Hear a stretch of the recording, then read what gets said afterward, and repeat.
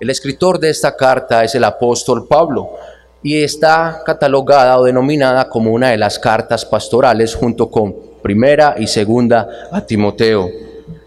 El contenido de la carta es enviar a Tito para corregir una serie de deficiencias que andan allí, a establecer hombres irreprensibles para el ministerio y evidenciar en cada creyente lo que son las buenas obras.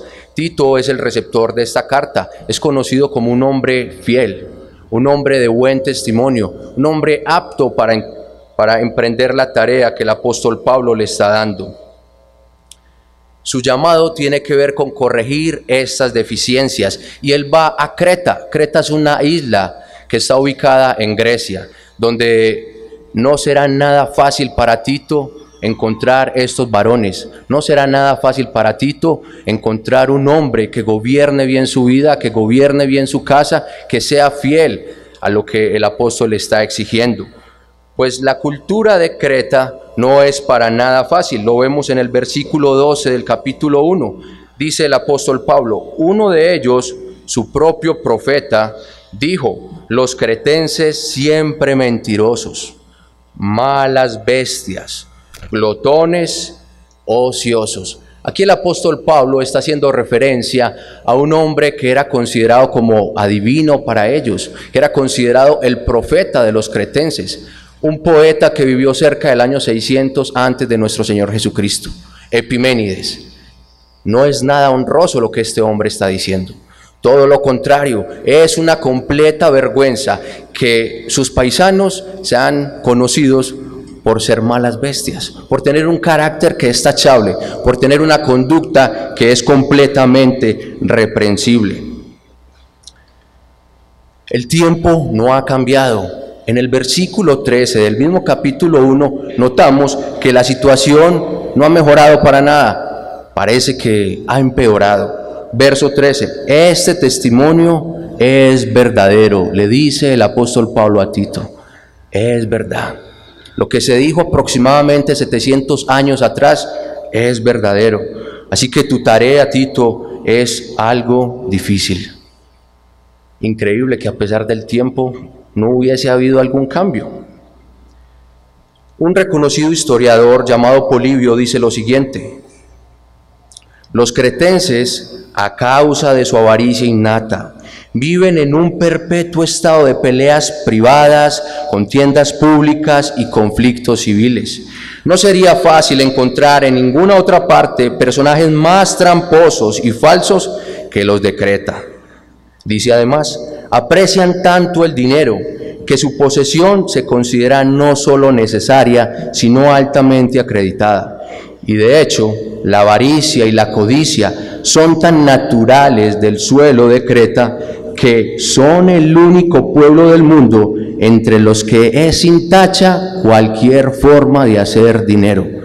Estamos hablando de una cultura tachable, reprensible. Además de estos datos, dice la historia que se inventaron un verbo para los de Creta. El verbo es kretisein o kretizar. El significado de este verbo es mentir o engañar. Pero además de este verbo, inventaron también un refrán. Dice así el refrán: kretisein pros Creta, o cretizar contra un cretense. Es decir, contra el engaño de los cretenses yo respondo con mentira, contra el error de los cretenses yo respondo con mentira. Algo parecido a lo que tenemos hoy en nuestra ciudad: ladrón que roba ladrón tiene 100 años de perdón, algo malo. Así que la filosofía de estos hombres era: enfrentemos lo malo con lo malo. Estamos identificando entonces una cultura con un mal carácter. Menos mal, esto pasaba solamente en la isla de Creta. Menos mal, esto hace parte solo del viejo mundo, ¿cierto? Sabemos que no, hermanos. Podemos identificar estos pecados en cualquier región del mundo, en cualquier país, en cualquier lugar del globo. Encontramos que la conducta del hombre no radica por ser la conducta mala del hombre no radica en que sea porque está en una isla como en Creta. No, radica es en el corazón del hombre. Es el pecado que está en el hombre el que lo que lleva a reflejar lo que realmente él es, inclinado a lo malo. Era pues la conducta de los cretenses, salvajes, glotones, malas bestias, amadores de sí mismos, inútiles para hacer lo bueno.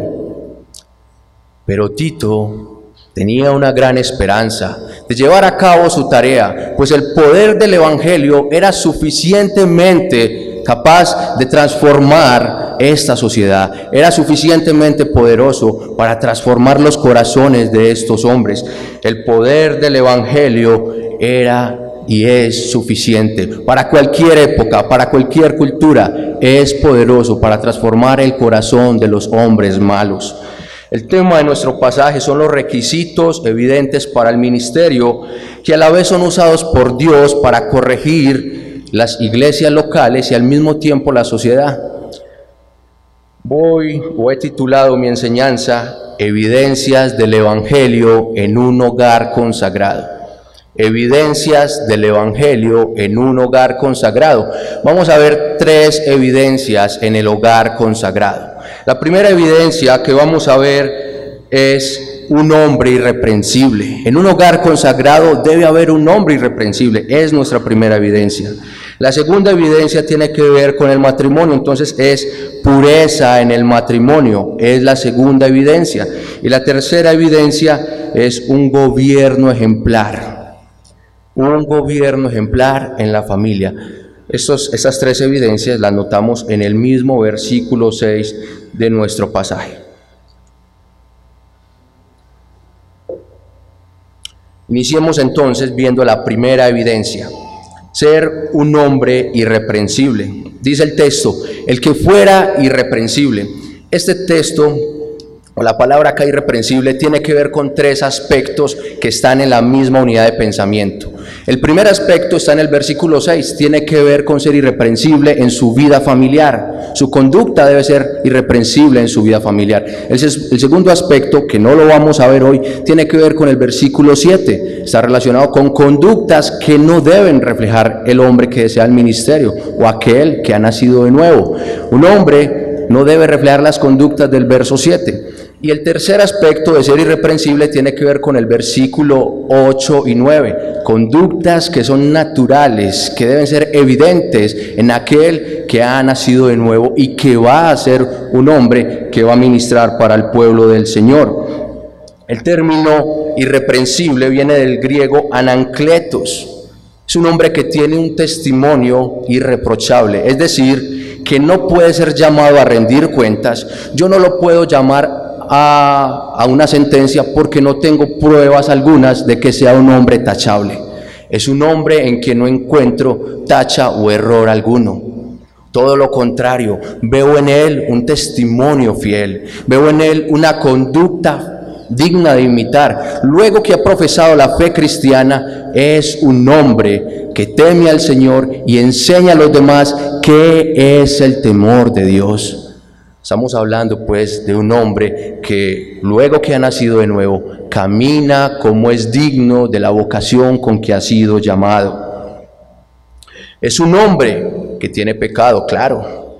Es un hombre que no es perfecto, pero es un hombre que lucha por crecer en santidad. Él entiende muy bien que en su corazón aún hay remanente de pecado, pero él debe esforzarse al máximo por mortificar el pecado que aún hay en él. Es un hombre que crece en santificación. Es un hombre que es fiel a la sana doctrina. Pues cuando el hombre o el creyente o la persona que dice profesar un acercamiento a Dios profesa un error doctrinal, ¿qué es lo que ocurre con esta persona? Vive en error, vive en pecado. Entonces el hombre irreprensible es aquel que se sostiene en la sana doctrina y practica lo que enseña la sana doctrina. Solamente un regenerado puede llegar a ser un hombre irreprensible. Solamente una mujer regenerada puede llegar a ser una mujer irreprensible. La psicología, el humanismo, Ninguna terapia o corriente humana puede obrar en nosotros el hacernos irreprensibles. Solamente la obra del Evangelio de nuestro Señor Jesucristo, solamente el regenerado puede evidenciar eficazmente el poder del Evangelio, haciéndolo un hombre irreprensible. Miremos el capítulo 2 de Tito, versículo 7.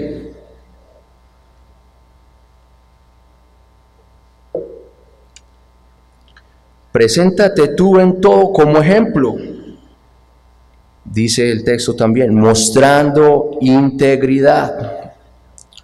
Tito era la persona calificada para ir en medio de los cretenses. Tito tenía el carácter, tenía el fuero del Señor para ir en medio del deterioro moral en el que vivían los hombres de allí. Pues Tito con anterioridad ya había mostrado ser un buen ejemplo. Había mostrado ser un hombre fiel. Pablo con anterioridad lo comisionó para ir a los Corintios a hacer una recolección de ofrendas, y allí él mostró ser un buen administrador. El apóstol Pablo lo llama compañero fiel. Así que Tito tiene el carácter para ir a modelar a los hombres de Creta qué es ser un hombre irreprensible. Él da evidencias de ello. Y cómo no, si tiene a Pablo. Pablo es un gran ejemplo para Tito.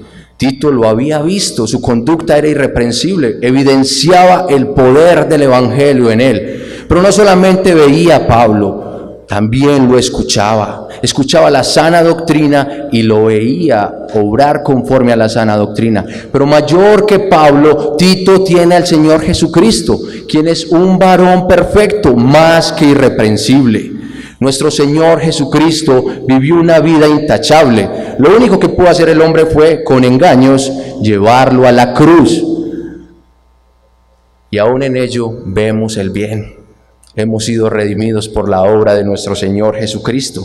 Así que la base, la plataforma para ser un hombre irreprensible, lo vemos en las Escrituras cuando nos muestran al Señor Jesucristo. Él es nuestro mayor ejemplo, Él es nuestro mayor estándar. No vamos a medir la irreprensibilidad de los hombres con otras personas, sino mi irreprensibilidad la vamos a ver conforme al estándar de nuestro Señor Jesucristo. ¿Será que ser irreprensible es un llamado solo para los que desean el ministerio? ¿O para los varones? ¿Acaso ser irreprensible no es un llamado que hace la Escritura a todo aquel que ha nacido de nuevo? Tanto hombres como mujeres tienen un llamado de parte del Señor a ser irreprensibles. Leamos Filipenses 2:15.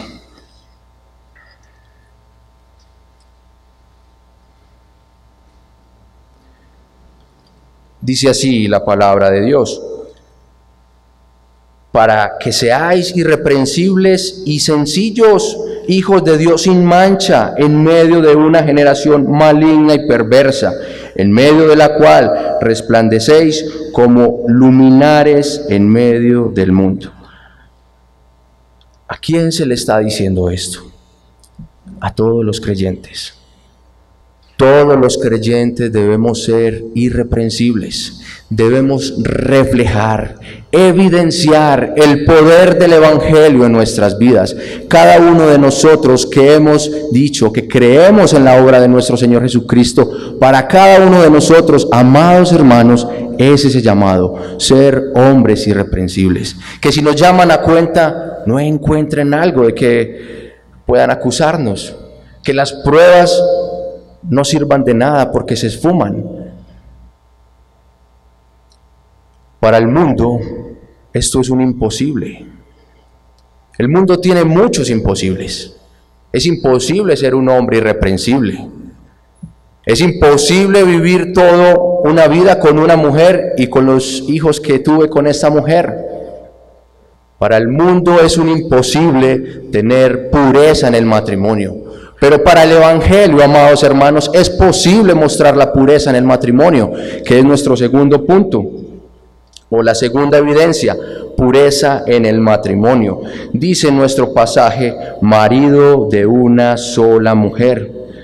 Ya hemos hablado del deterioro que vivían los cretenses. Así que levantar el fundamento de fidelidad al matrimonio, fidelidad al cónyuge, lealtad al pacto inquebrantable que realizamos con nuestro Señor era un asunto complejo.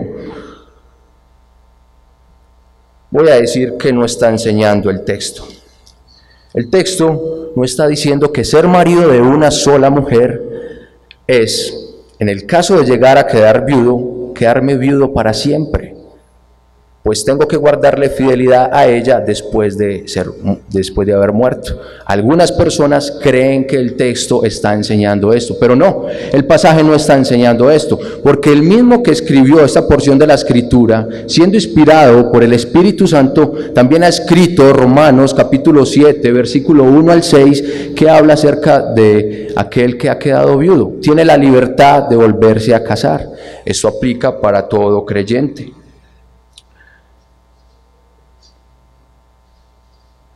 El texto tampoco está hablando de que es un requisito estar casado para ejercer el ministerio, pues tanto aquel que escribe, el apóstol Pablo, como Tito, y podemos referirnos también a Timoteo, los tres, hasta ese momento de la historia no hay registro alguno de que hubiesen sido hombres casados, y Tito era un pastor encargado de aquel lugar.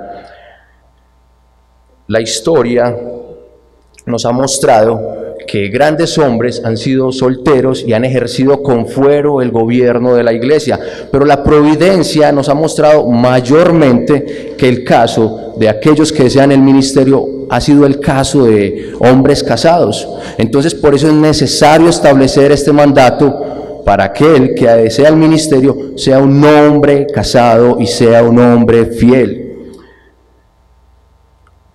Debe ser un hombre irreprensible en su matrimonio. Cuando venimos al Evangelio, queremos hacer todo lo que agrade a nuestro Señor, pues empezamos a experimentar una relación muy cercana con nuestro Dios. Algo que nos lleva a decirle al Señor, Señor, te amo, quiero rendir mi vida a ti. Pero ¿cómo nos damos cuenta que estamos amando a nuestro Señor? Cuando guardamos sus mandamientos. El séptimo mandamiento, que lo encontramos en Éxodo capítulo 20, versículo 14, dice, no cometerás adulterio.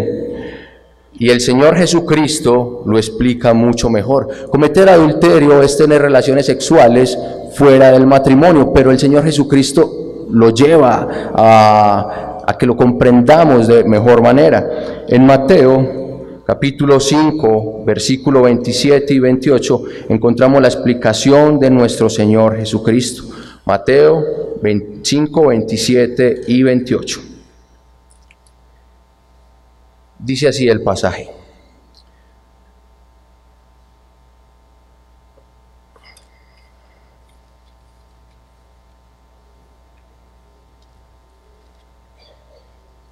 Oísteis que fue dicho, no cometerás adulterio, pero yo os digo que cualquiera que mira a una mujer para codiciarla, ya adulteró con ella en su corazón. Si dejamos que nuestros sentidos y nuestros pensamientos vayan más allá del acto físico y se contemplen en nuestros corazones aventuras que son prohibidas por la palabra del Señor, caemos en adulterio. Y aquí no solamente entran los casados, aquí también hay un llamado a los solteros, pues los solteros pueden volar con sus mentes, permitir imaginaciones sensuales, pensamientos ilícitos, conversaciones con hombres del mundo o mujeres del mundo que van por la vía de la inmoralidad sexual. Así que todo aquello que clasifica entre los pecados de inmoralidad sexual, la Escritura nos exhorta. A los casados nos dice, sea marido de una sola mujer, sea fiel. Para los solteros les dicen, no sean fornicarios. Así que aquí el llamado es para ambos, casados y solteros.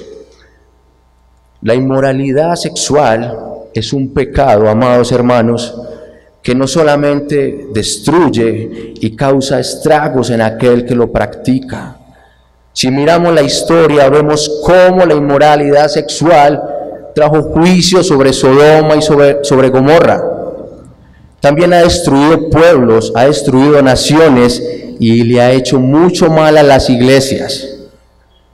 Es algo que Tito debía considerar y aún nosotros también debemos considerar. Es una plaga que destruye no solamente la vida del que lo comete, sino aquellos que están a su alrededor.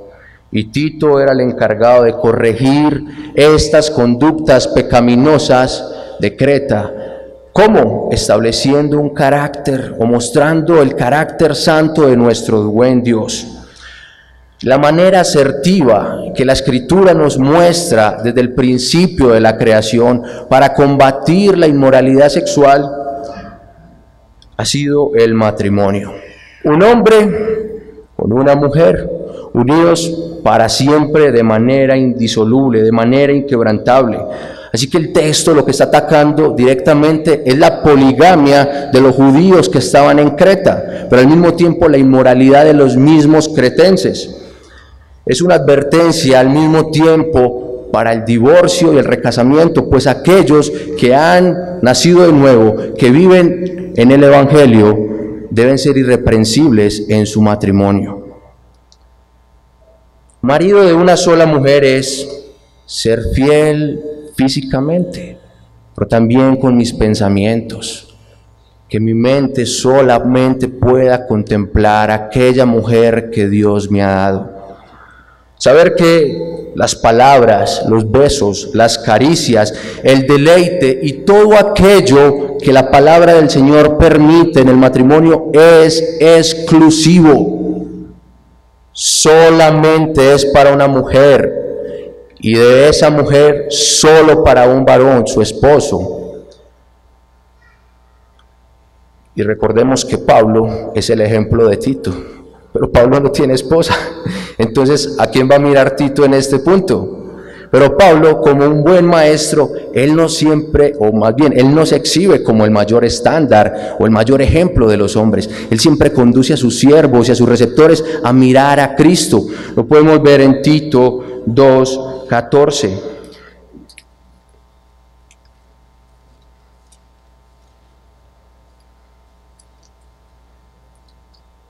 Quien se dio a sí mismo por nosotros. ¿Quién, Pablo? Cristo se dio a sí mismo por nosotros para redimirnos de toda iniquidad y purificar para sí un pueblo propio, celoso de buenas obras.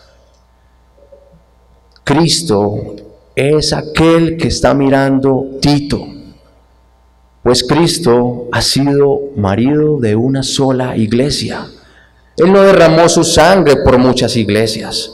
Su amor es exclusivo. Su bondad, sus cuidados son exclusivos para los redimidos, para la iglesia. Él murió por un solo pueblo, el Israel espiritual, la iglesia del Señor Jesucristo.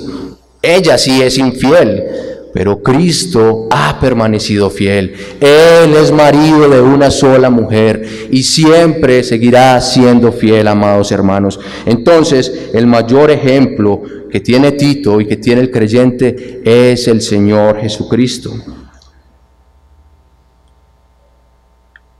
¿Será que el llamado a ser irreprensibles en el matrimonio es solamente para aquellos que desean el ministerio?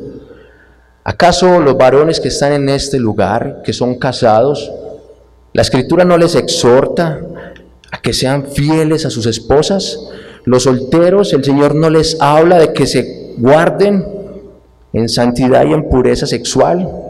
La palabra nos habla a cada uno de nosotros, iglesia, y nos dice que debemos permanecer en la pureza sexual, evidenciando el Evangelio en nosotros. Así que es posible por el Evangelio, hermanos, mantener una pureza sexual, pero al mismo tiempo el hombre debe esforzarse en las gracias que el Señor le ha permitido, los medios de gracia que tiene. El hombre debe esforzarse en ello. Debe esforzarse por ser irreprensible, por ser marido de una sola mujer, por guiar bien su casa. Pues si el Evangelio ha afectado a ese varón, él va a mostrar el gobierno ejemplar de su familia, que es la tercera evidencia de nuestro pasaje. Gobierno ejemplar de la familia. Dice el texto, y tenga hijos creyentes que no estén acusados de disolución ni de rebeldía.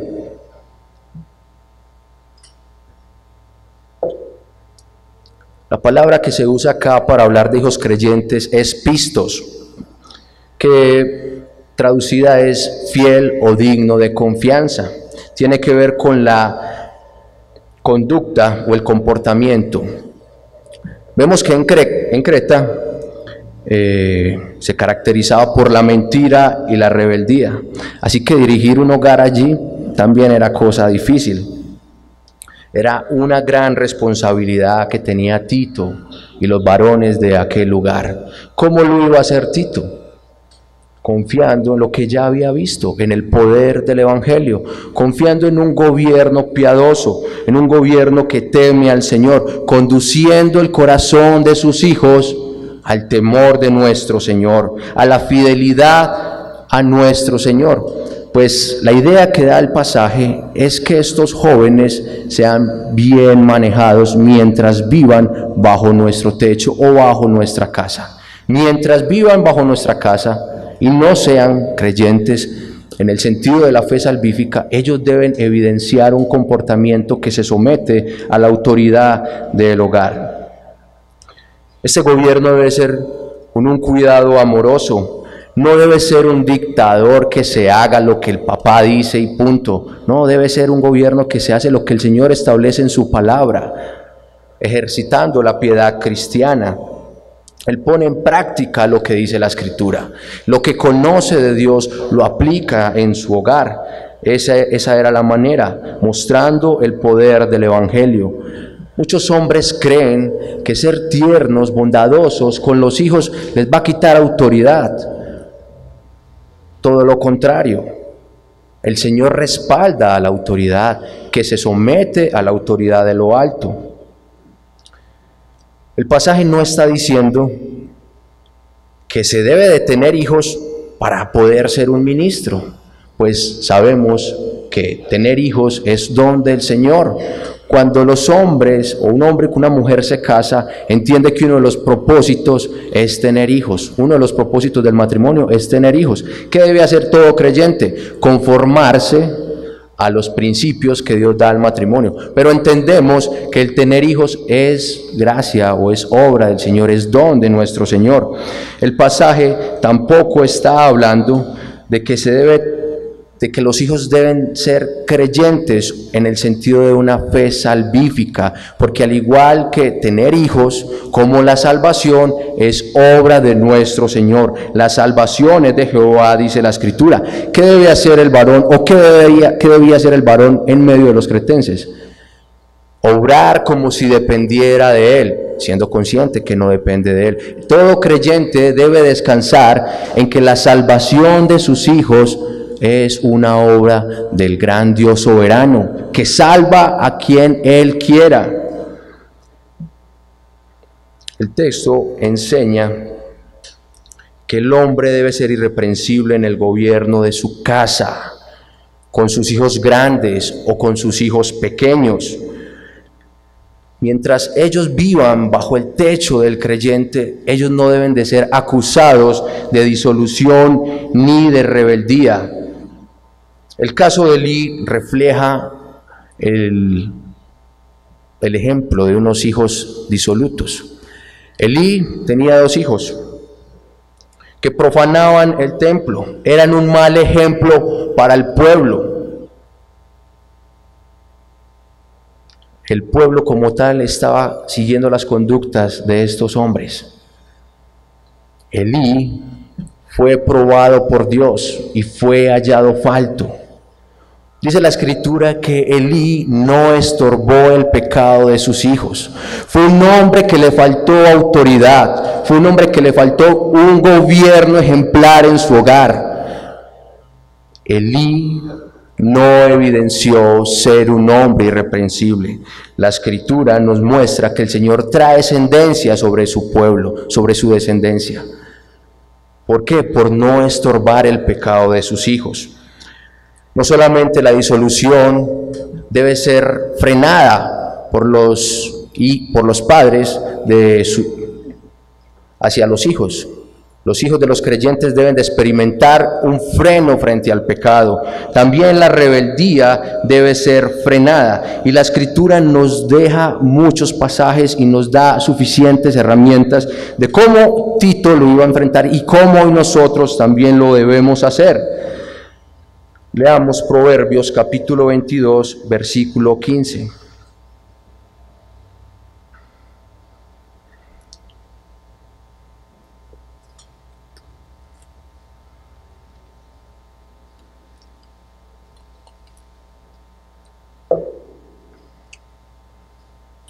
Dice así la palabra: la necedad está ligada en el corazón del muchacho, mas la vara de la corrección la alejará de él. El gobierno piadoso que debía ejercer Tito debía ir acompañado de la disciplina, y de esa manera se iba a frenar la rebeldía de los hijos. Puede que en los días de Tito hubiesen muchas excusas, al igual que en nuestros días. En nuestros días podemos tener diferentes excusas. Una de ellas puede ser: la edad en la que está mi hijo es una edad muy difícil. Él está entre los 12 y los 17 años y es una edad compleja. Usted porque no tiene un hijo de esa edad, pero si usted viera, hermano. Otra excusa que encontramos es: el mundo está muy malo. Ese mundo está muy malo, así que es muy difícil poder frenar el pecado de nuestros hijos. El colegio en el que él estudia, si usted supiera, es un colegio público para acabar de ajustar. Y mejor dicho, el barrio en el que vivimos es un barrio popular, hermano, entonces allí el ambiente es bastante pesado, hay una plaza de vicio en cada esquina, así que frenar el pecado de mi hijo es una cosa difícil. Los medios de comunicación los mantienen bombardeados, esos muchachos no sueltan el internet, no se despegan de la televisión, la música los tiene atrapados. Podemos sacar cualquier excusa, hermanos, pero al igual que Tito, ustedes y yo debemos de enfrentar el pecado de nuestros hijos de la manera bíblica. El pecado sigue siendo el mismo. En Creta el pecado era uno solo. Hoy el pecado sigue siendo el mismo. ¿Cuál es la manera correcta? Un gobierno piadoso, donde mostremos el temor del Señor. Así lo debía hacer Tito, así lo debemos hacer nosotros hoy. Así que esas excusas no tienen lugar cuando el poder del Evangelio obra en un hombre. Él comprende que debe frenar a toda costa el pecado de sus hijos, sean grandes o pequeños. Él tiene el poder del Evangelio en él, tiene la gracia de lo alto, tiene el Santo Espíritu, así que tiene el fuego del Señor para frenar y estorbar el pecado de sus hijos. Que no nos pase lo que le pasó a Elí, que no seamos hallados faltos por no estorbar el pecado de nuestros hijos. He venido hablando de un hombre que es irreprensible, de un hombre que no puede ser llamado a rendir cuentas porque no se le encuentra nada de qué acusarle. También he hablado de su gobierno ejemplar en su hogar, de un hombre esforzado para que sus hijos vivan una vida que se acerque más al conocimiento del Señor. Un hombre que ha sido fiel y que es fiel a su esposa, según los estándares de la palabra del Señor. Pero no he hablado de su esposa. ¿Cómo es ella? ¿Cómo es su mujer? Lo primero que tengo que decir, según el texto que estamos leyendo, es que ella no es una pastora. Solamente él es el que ha sido llamado. Pero al igual que él es un regenerado, ella debe ser una mujer que ha nacido de nuevo. La carta que Pablo escribe a Tito menciona varias virtudes que deben acompañar a la esposa del ministro, pero son las mismas virtudes que acompañan a toda creyente, porque al fin y al cabo la esposa del ministro es una creyente como cualquier hermana que ha nacido de nuevo. No tiene una gracia mayor que las demás mujeres, no, sencillamente es una mujer que ha nacido de nuevo, que teme al Señor. Vamos a observar algunas de estas virtudes que el apóstol Pablo menciona en Tito 2, versículos 3 y 5.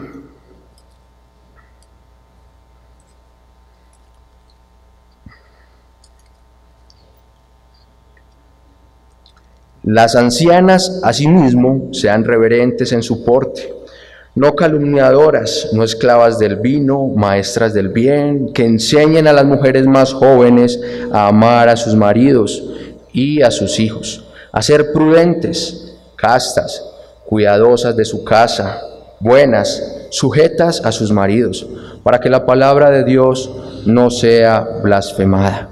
Entonces esta mujer debe ser una mujer fiel, debe ser una mujer respetuosa. Los cretenses eran mentirosos, dice la historia, y lo dice la misma escritura. La referencia que Pablo hace de ellos es que eran mentirosos, es decir, que las mujeres de allí también eran mentirosas o chismosas. La mujer creyente que ha nacido de nuevo debe ser una mujer que habla la verdad. La ley de clemencia está en sus labios.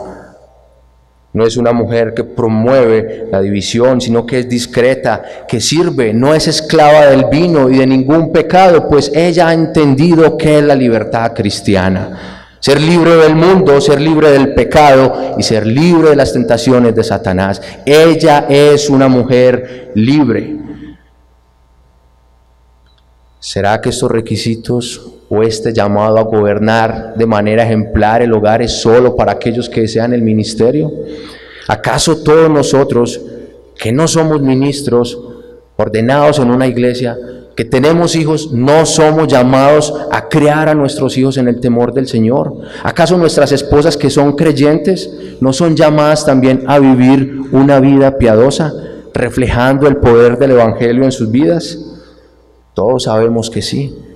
Así que este texto no es solamente para aquellos que se están preparando o están estudiando para ser ministros. Este texto habla a toda la iglesia. Es posible, hermanos. El poder del Evangelio, obrando en nosotros, nos lleva a evidenciar estas virtudes, hermanos. A lo largo de la Escritura vemos varios ejemplos de ello. Vemos hombres y mujeres que han sido irreprensibles, pero no solamente la Escritura nos cuenta y nos narra historias de hombres y mujeres irreprensibles. La misma historia nos habla también de hombres y mujeres que han sido irreprensibles. Podría mencionar diversos casos o diferentes ejemplos. Voy a mencionar el caso de Jonathan Edwards, un hombre que vivió con un estándar en su mente de vivir siempre para la gloria del Señor. Ese era el propósito de su vida. Pero no solamente él vivió con este pensamiento, su esposa, Sarah Edwards, también fue altamente influenciada por este varón. Él, en una ocasión, le dice a su esposa que por favor escriba la intimidad que ella tiene con el Señor Jesucristo. Esta mujer, al escribir, dice que está asombrada de la grandeza de su Señor, que le duele el pecado que se cometa contra su Cristo. Por la gracia y el poder del Evangelio, encontramos una pareja ejemplar. El Evangelio puede obrar en nuestros hogares, hermanos, y vivir siendo ejemplares. El legado que dejaron los Edwards es de mucho valor para los norteamericanos. No todos sus descendientes fueron creyentes o salvos.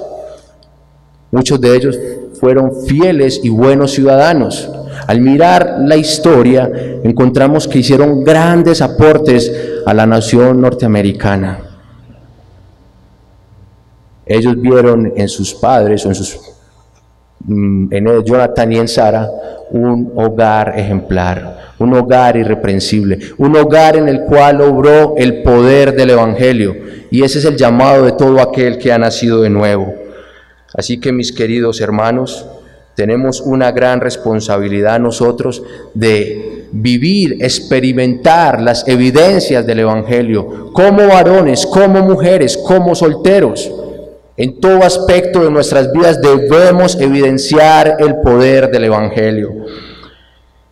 Existe una aplicación directa de nuestro pasaje para nosotros como iglesia local. La iglesia local no debe ser una iglesia que es miope y que no sabe discernir o ver de lejos. La iglesia local tiene que ser una iglesia con una buena visión, tiene que tener una visión muy aguda.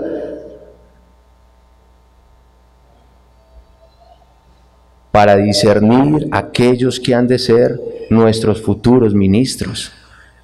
Es una aplicación directa para nosotros. Así que debemos de ser objetivos en lo que la palabra del Señor nos manda. Debemos de ver hombres irreprensibles en su vida, en su matrimonio, en el gobierno de sus hogares.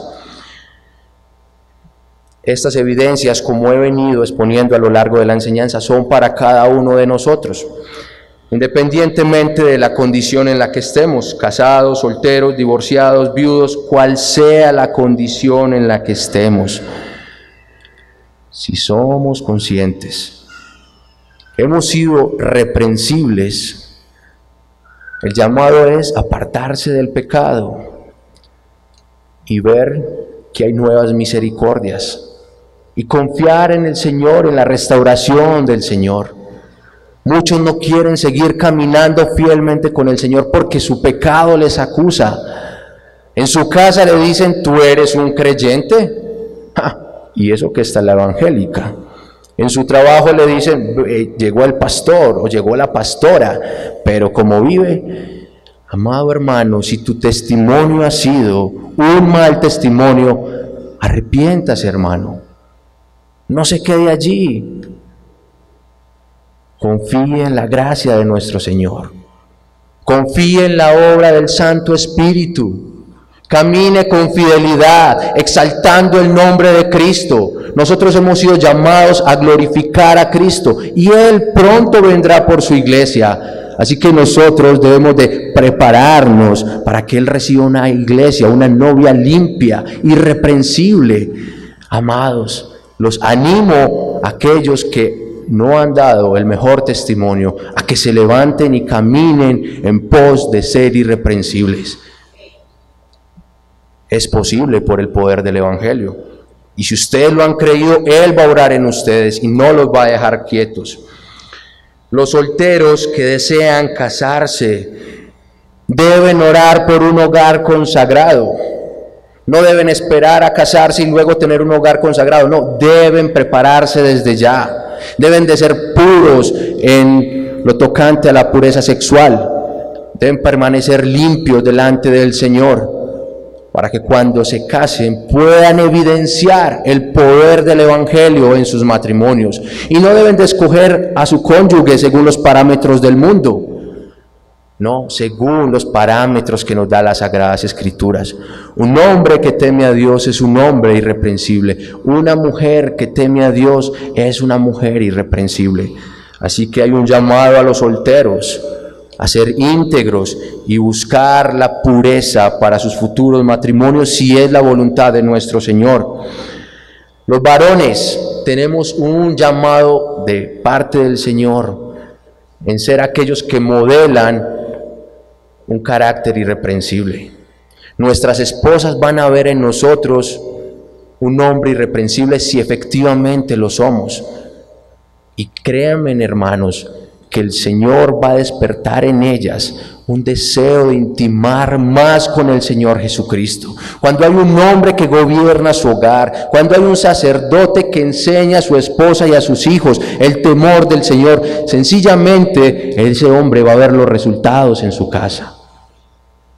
Él va a ver cómo su esposa cada vez es más sometida a la palabra del Señor. Va a ver cómo sus hijos que viven bien, de alguna manera se van a acercar más al Señor. O también podrá experimentar hijos que no quieren someterse.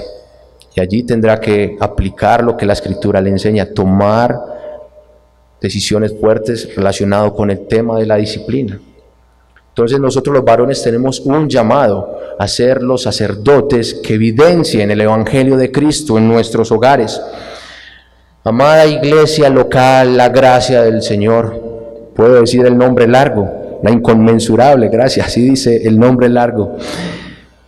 Amados hermanos y hermanas, desechemos aquello que nos hace reprensibles. Desechemos el enojo entre nosotros. Desechemos el chisme, la mentira, la murmuración. Desechemos todos aquellos pecados que nos hacen ser reprensibles como iglesia. En lugar de ello, busquemos la santidad, busquemos el bienestar de nuestros hermanos, busquemos crecer en santidad para la gloria de nuestro Señor. Deseo finalizar haciendo un llamado al amigo o amiga que nos acompaña hoy. Delante de los hombres puede ser un hombre o una mujer de buena conducta.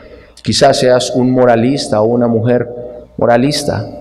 Y delante de los hombres pueden decir de ti, no, esa persona es una buena persona. Pero si te presentaras hoy delante de Dios, te va a pasar lo mismo que le pasó a Elí. Fue probado y fue hallado falto. Si tú te presentas delante del Dios santo y puro de la Biblia, vas a ser hallado falto. Pues tu virtud en medio de los hombres no es suficiente para acercarte a Dios. Necesitas del hombre irreprensible, y más que irreprensible para acercarte a Dios, necesitas de Cristo. Debes buscar a Cristo, confiar en Cristo, apartarte de tus pecados, confiar en Él como el mayor ejemplo y como aquel en quien puede encontrar la vida eterna. Vamos a orar.